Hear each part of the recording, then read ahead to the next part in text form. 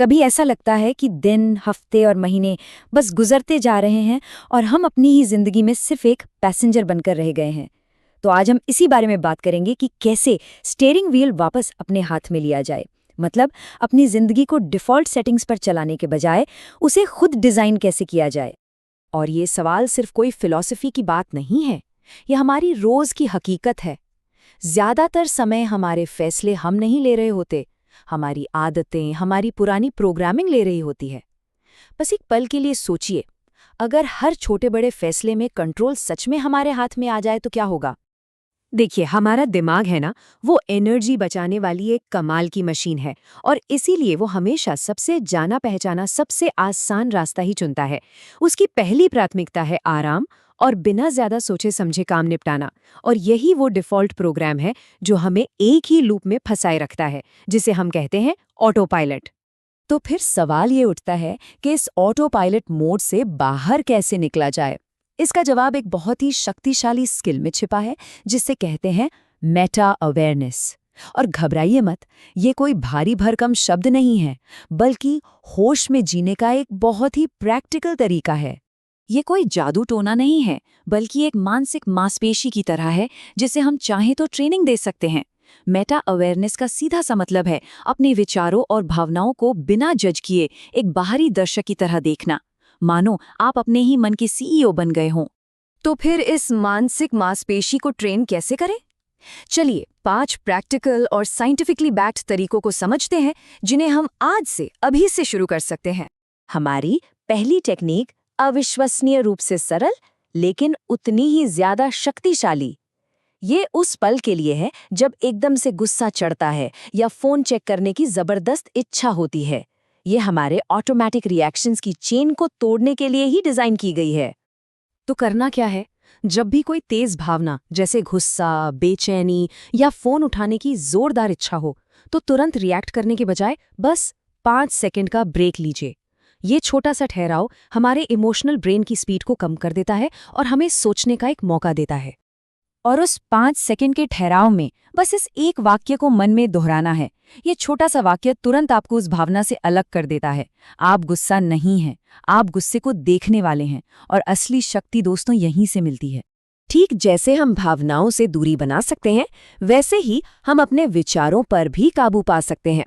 और हमारी दूसरी टेक्निक इसी पर आधारित है, थॉट लेबलिंग, यानी अपने विचारों को पहचान कर उन्हें एक नाम देना।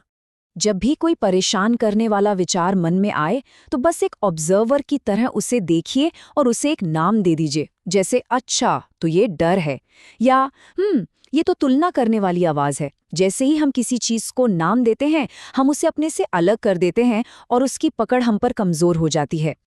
और ये सिर्फ कहने की बात नहीं है, इसके पीछे पक्की न्यूरोसाइंस है। रिसर्च बताती है कि जब हम किसी भावना को लेबल करते हैं, तो हम अपने दिमाग के इमोशनल हिस्से से शक्ति छीनकर उसे दिमाग के सोचने समझने वाले हिस्से को दे देते हैं। इससे हमें तुरंत शांति का एहसास होता है। ओके, अब आते हैं हमारी तीसरी विधि पर। ये उस आदत पर लगाम लगाने के लिए है जिसके हम सब कहीं ना कहीं शिकार हैं, बार बार अपना फोन चेक करना। अगली बार जब फोन उठाने की जबरदस्त इच्छा हो, जो असल में दिमाग में डोपामाइन की एक तलब होती है, तो बस एक पल रुककर खुद से ये सवाल पूछें, क्या मुझे सच में इसकी जरूरत है या मैं सिर्फ बोरियत से भाग रहा हूं? ये छोटा सा सवाल हमें अपनी आदत के पीछे की असली वजह दिखा देता है। हमारी चौथी विधि हमारी अवेयरनेस की मसल को समय के साथ मजबूत करने के लिए है। ये एक बहुत ही सरल लेकिन कमाल की असरदार रात की प्रैक्टिस है। हर रात सोने से ठीक पहले बस इन 3 सवालों को अपनी एक मेंटल डायरी में दर्ज करें। ये एक छोटा सा अभ्यास है जो हमारे अनजाने में चल रहे पैटर्न्स को हमारे सामने लाता है और हमें रोज सिर्फ 1% बेहतर बनने का एक साफ रास्ता दिखाता है।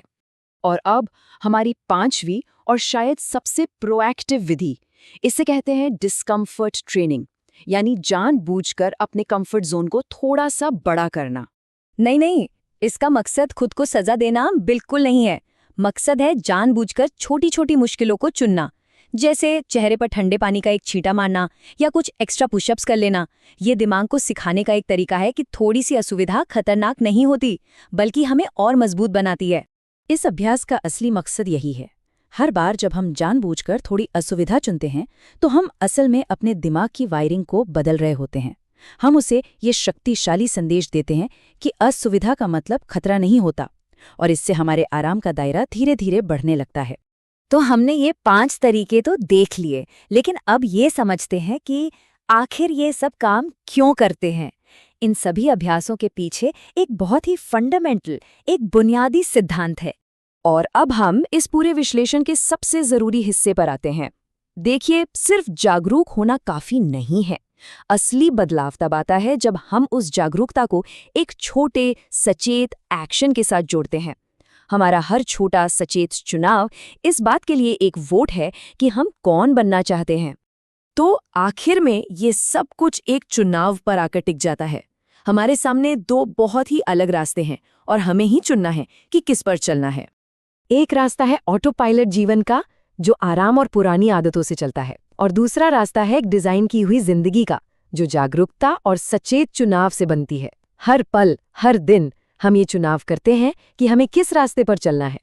तो असली सवाल यही है, जब जिंदगी में अगला छोटा या बड़ा चुनाव का पल आएगा, चाहे वो फोन उठाना हो या किसी भावना पर रिएक्ट करना हो, तो कंट्रोल में कौन होगा, हमारा ऑटो पायलट प्रोग्राम या हमारी जागरूक चेतना?